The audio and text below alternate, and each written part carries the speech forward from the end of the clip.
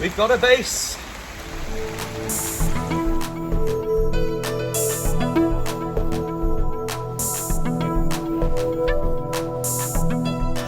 Well, hello again and welcome back to my channel. Yes, it is the midst of winter and it has been many months since episode 2 of my modular designed garden room workshop. It was the groundworks really that held everything up. A couple of bits of advice I'd throw out there. When people offer to do something as a favour, take it with a bit of a pinch of salt, and don't even consider taking something like this on yourself, going, well, how hard could it be? What I ended up doing in the end, what I should have done at the end of summer, was I put it out to contractors to come have a look and to price things up, and I ended up with this, which is a 6-inch concrete base with all the sheeting and stuff underneath, and it's steel reinforced. If you are interested in sort of price wise and stuff, get in touch via social media. I can have a chat with you on that. What I would recommend is go and get multiple quotes. I got 5 quotes in the end, and there was over £1,200 difference between the cheapest and the most expensive. I didn't go for the cheapest. I went with one. It was a local guy who came very well, highly recommended, so I went with him. And they took 2 days, 5 fellas, 2 days of solid graft to get my concrete base sorted. And that's pretty much where we're going to pick it up really, because in today's episode is going to be about the timber construction, which you can see behind me. It is 24 foot by 12 foot. And it's built in 3 sections, so keeping the modular theme going, and it was just easier for me to construct it that way and maneuver it around if needed. The first section is just an inch longer or wider, I should say, than the others, and the last one is an inch shorter. So when I put the boards down, the 8 foot by 4 foot boards, it should go down the center of a piece of timber as opposed to going right onto the edge. Anyway, let's pick it up from day 1 of the timber floor construction. Hope you enjoy the video. One last thing before we cut to it, actually. This one's a bit longer because I've had, again, people asking, how do you manage to do insert XYZ when you've only got one arm working? So I've done longer periods of footage, which is sped up, just to give you a bit of an idea what my working methods are like and how I get on. Anyway, hope you enjoy it, and I'll see you at the end.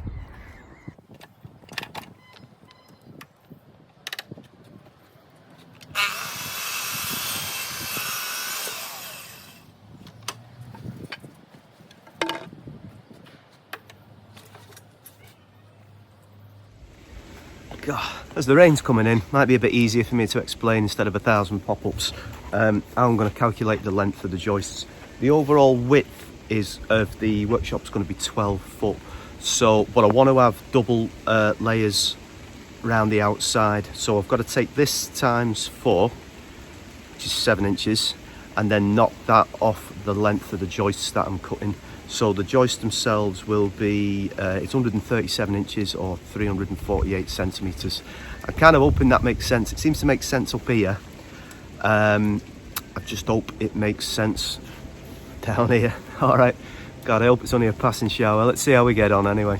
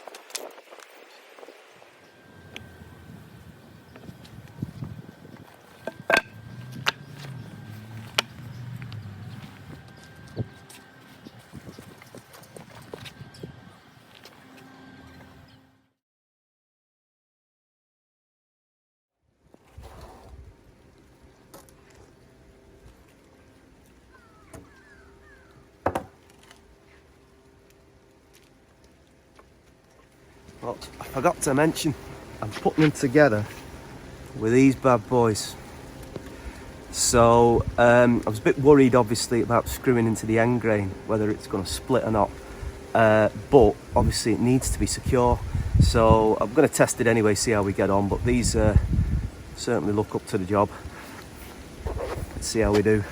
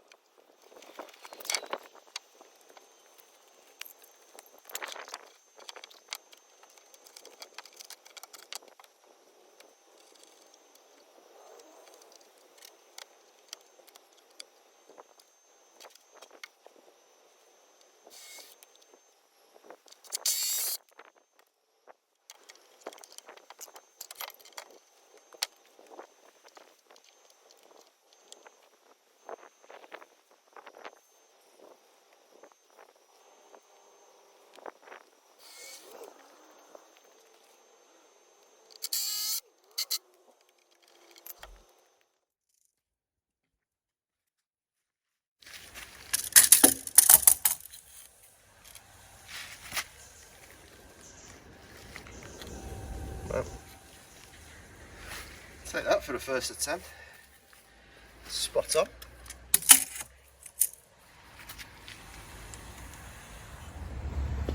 Okay, it's time to put these fellas on now, which are the plastic feet which will raise the timber off the concrete. Now I bought these before I realised I was getting a concrete base, so this has actually got 30mm of adjustment. I'm just going to put them on the lowest setting. My idea is I'm going to put it around the outside now before I put the other joists in, because in theory that should be lighter. But when I put the other joists in, I'm going to put the feet on first and then just lower them into place. So in theory I'm not having to lift up an exceptional amount of weight, well, for me anyway. So I'm going to try it. If it works well, then obviously I'll do it in the other two sections. If not, I'll have to go back to the drawing board. Right, let's see how we get on, eh? Oh, the other thing, the 2 metre level I've marked just with some Sharpies and marker pen at 600mm, 60cm intervals, because that's where these have got to go. So I thought if I just lay that down, just give me a bit of a reference point, saves me having to get the measure out all the time. Right, let's crack on before it starts raining again. Actually, it's starting now. Never mind.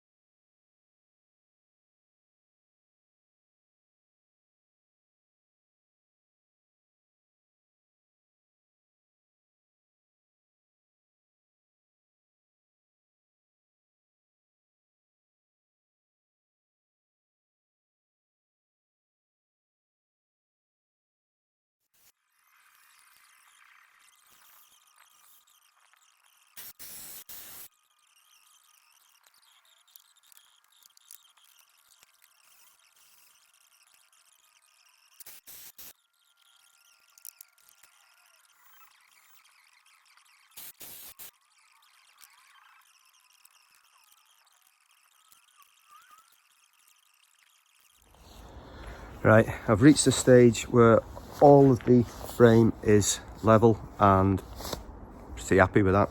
So what I'm going to do now is around the outside down the length, I'm going to put another length of 2x4 to double up the thickness for the outside, because that's where the panels are going to rest. And I'm going to use these are slightly shorter, stubbier. These are M10 coach screws to secure them two together. And down the width on the outside joists, I'm going to strip down the inside of it, and that in theory should give me my 24 foot by 12 foot base. And then I can start thinking about noggins and insulation and everything else. All right, let's crack on.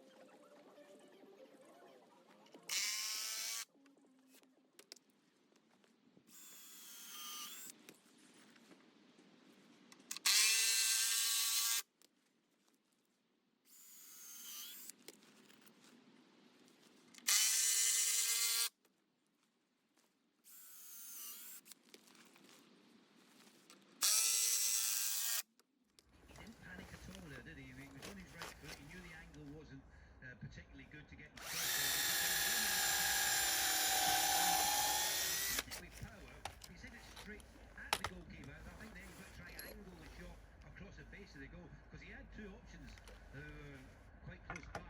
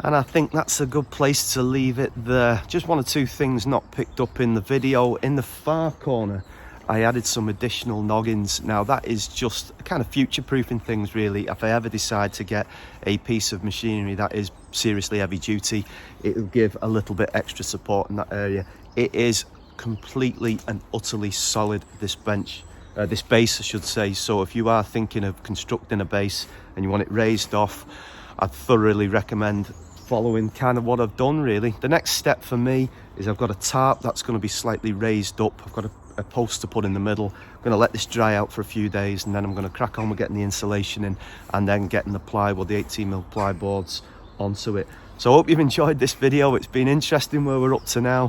Hopefully episode 4 will not be 4 or 5 months off. It should be a next few weeks hopefully. Take care everyone, look after yourselves, and I'll see you soon. Thank you.